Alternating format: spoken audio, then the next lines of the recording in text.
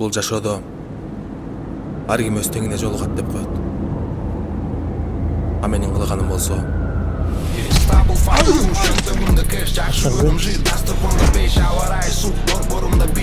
айтор жыркамай. Фонддор бар го, ооруган адамдарга акча чогултканчы. Жана мен айткан кыздагы бир кичинекей кыздын боорумбу, бөйрөгүм алмаштырыш керек экен, ошого акча чогултуп жүрдүм. Бөйрөк борго ошончо акча керек экен.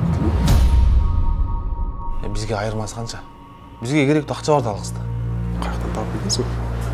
Мешіттің жанынан? Жума намаздан шыққан ғой? Кебектесі намаз окугандай көрүнбөйт го. Офисте сейф бар экен. Болгон чогулган акчаны маған ошо сейфке салат экен. Так андай калат, тиги Элизаны оборот кылабы? А сен болсо дайыма эле жанына жандап жүрүп койчу.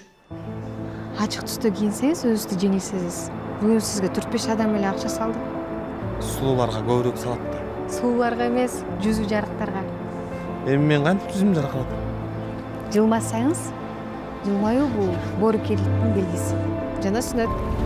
Биз менен чогуу бир жолдо урат эле. Башка жолго секирип кетейин атасың.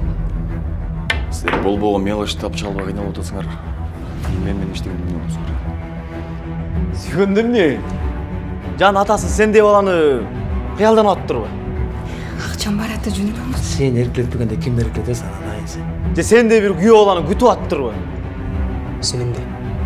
Аға тием дедің беле. Сен экөөбүздүчү алар экинчи сорттуу адам көрөт. Билесиңби эмнеге? Анткени экөөбүз урубуз.